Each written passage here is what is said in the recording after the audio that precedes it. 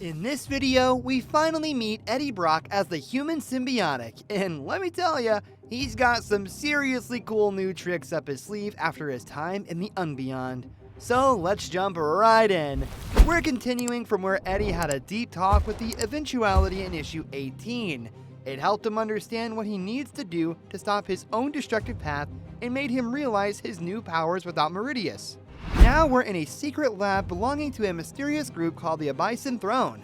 We've seen them before in Venom issue 3, and they've been involved in important events throughout history that were planned by Meridius.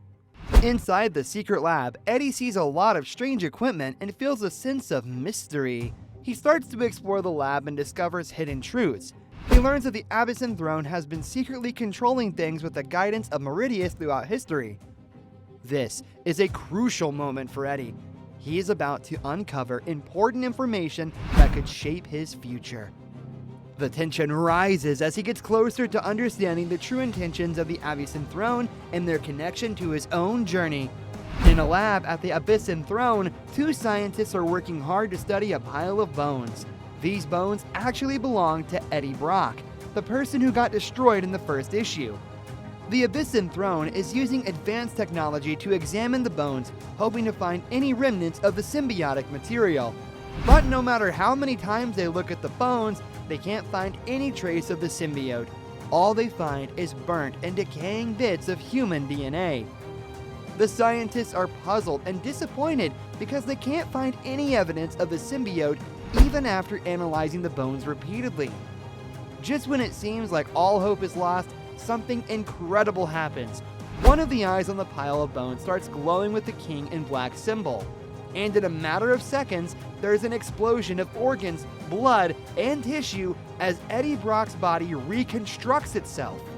Even before he's fully formed, he knocks out one of the scientists.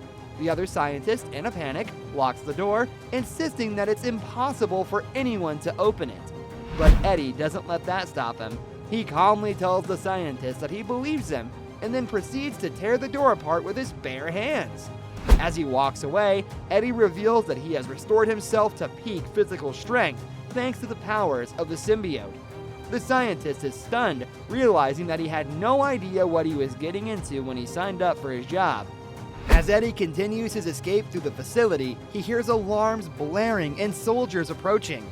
These soldiers are under orders to shoot and kill anything they see, as this situation was not predicted by their leader, Meridius.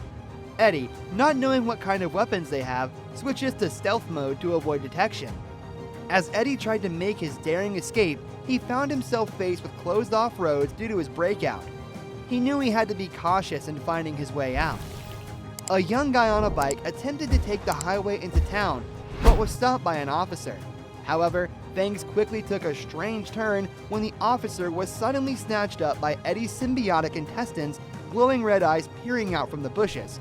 It was a bizarre sight, but this is the world of human symbiosis we're dealing with here. After saving the young guy, Eddie requested his bike and clothes, though he made it clear that he didn't want the guy's dirty underwear. The young guy then asked Eddie if he was a Terminator, to which Eddie sarcastically replied, "Sure, why not? If it helps move things along, I'm a Terminator." Moving on, Eddie noticed that the young guy had a bag of paint and asked him to do a little favor.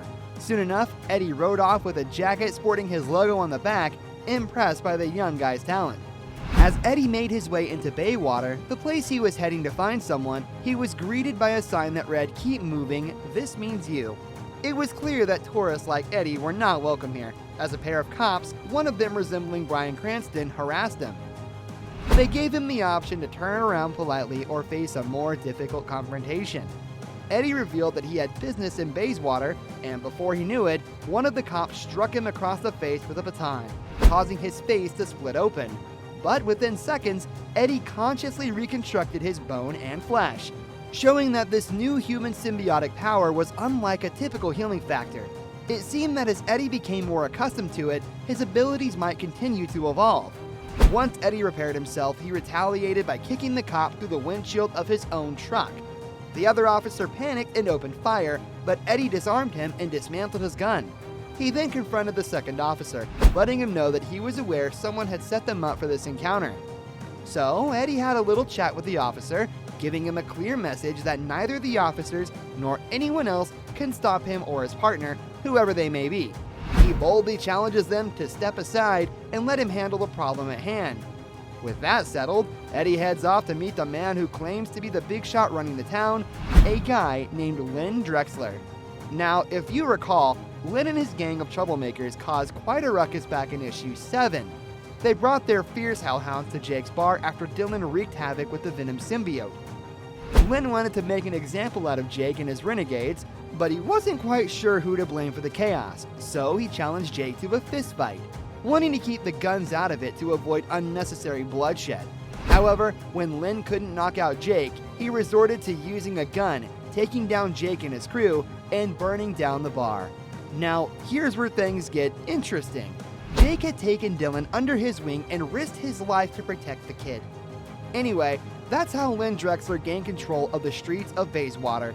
But then, the Life Foundation swooped in, walking down the area, and spreading news about the hunt for the symbiote, complete with footage of Dylan going crazy. But the truth is, the real power in this place lies with the Abysin Throne, pulling the strings from behind the scenes. Len, being the self-proclaimed boss, struck a deal with the Life Foundation, not out of the goodness of his heart, but because he wanted to maintain his dominance. He orders his goons to kill Eddie and dispose of him like he's nothing more than rat food. But Eddie, being a human symbiote, sees right through Len's scheme. With his incredible strength and adaptive abilities, he swiftly takes down the goons, showing them who's really in charge. This whole situation is getting more intense by the minute, and Eddie is embracing his symbiotic powers to the fullest. As Eddie continued his conversation with Len, he boldly revealed his knowledge that Len was not the one in charge. He confidently asserted that he could discern the presence of the true leader even from a distance. This revelation made Joey, one of Len's associates, quite anxious. Joey suggested that they allow Eddie to enter the bar and confront the monstrous being they were discussing. However, before Joey could mention the creature's name, Len quickly silenced him, reminding him of the strict rule against uttering that name. Frustrated, Joey exclaimed that the creature had devoured their friend Mickey, emphasizing the severity of the situation. Len threatened Joey, warning him that if he continued to speak out, he would be the next victim. Eddie, observing this tense exchange, acknowledged the twisted dynamic between Len and the monster. He understood that Len and his crew maintained a symbiotic relationship with the creature, appeasing it by sacrificing disloyal members while maintaining the illusion of control to others. Directing his gaze at Len, Eddie pointed out that despite Len's facade, he was actually the one being controlled, acting as a mere puppet on a leash. Len, insulted by Eddie's words, angrily attempted to shoot him, but was swiftly halted by a butterfly knife piercing his hand, causing him to drop the weapon. He had just caught a knife, or at least he thought he did, but things quickly went south for poor Lenny, and he realized he was in deep trouble. Desperate for help, he yelled for his trusty hellhound to come to his rescue.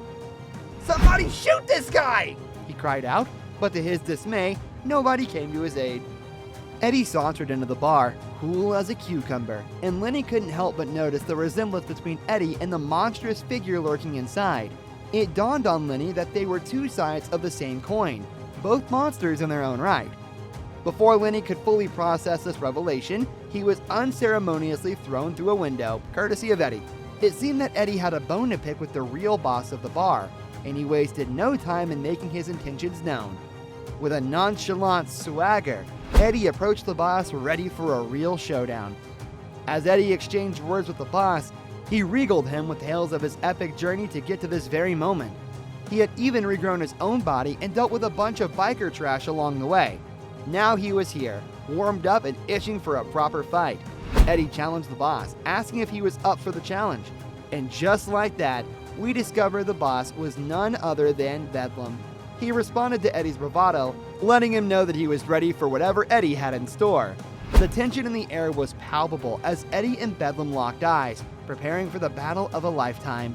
The bar fell silent, with everyone holding their breath in anticipation of the impending confrontation. Who would come out on top? Only time would tell.